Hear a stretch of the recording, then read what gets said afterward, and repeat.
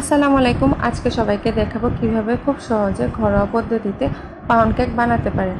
তার জন্য প্রথমে 1 কাপ পরিমাণ ময়দা নিয়ে নিতে হবে। তার মধ্যে 2 চামচ কর্নফ্লাওয়ার, হাফ চামচ বেকিং সোডা, 1 চামচ বেকিং পাউডার এবং চিমটি লবণ দিয়ে ভালোভাবে ছেঁকে নিতে হবে।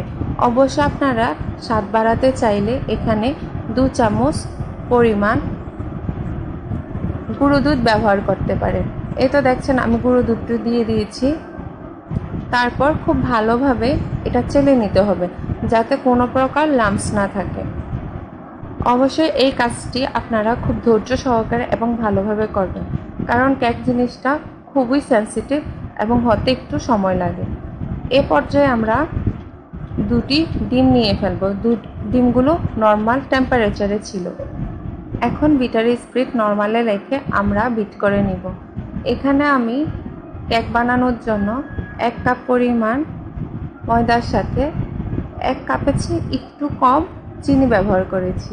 দেখতে পাচ্ছেন আমি কিভাবে চিনিটি দিয়ে দিচ্ছি।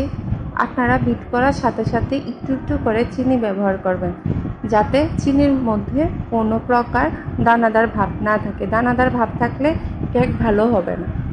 অবশ্যই আপনারা এই জিনিসটি খেয়াল রাখবেন। দেখতে পাচ্ছেন আমি কিভাবে বিট করে নিচ্ছি।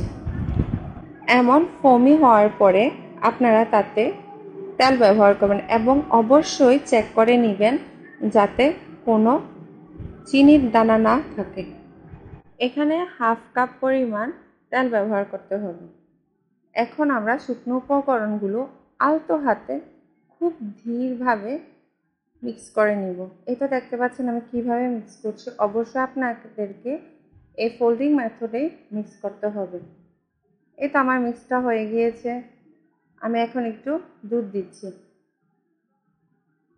অফ ক্যামেরার মধ্যে আমি এখানে 2-3 চামচ দুধ ব্যবহার করেছি। এই তো দেখতে পাচ্ছেন ঘনত্বটা কেমন হবে। অবশ্যই পাউন্ড কেক বানাতে ঘনত্বটা এমন হওয়াই উচিত। এখন এটা আপনারা পছন্দ মতো ড্রাই ফ্রুট দিয়ে চুলায় বসিয়ে দিবেন।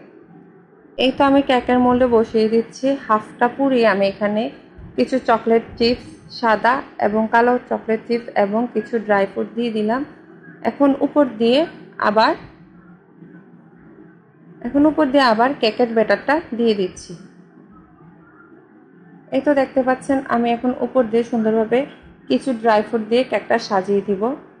এখন মিডিয়াম টু লো আঁচে রেখে আমাদের কেকের পাতিলটা 20 মিনিটের জন্য রেখে দিতে হবে। 20 মিনিট পর আমরা অবশ্যই তুলে দেখব কেমন হয়েছে।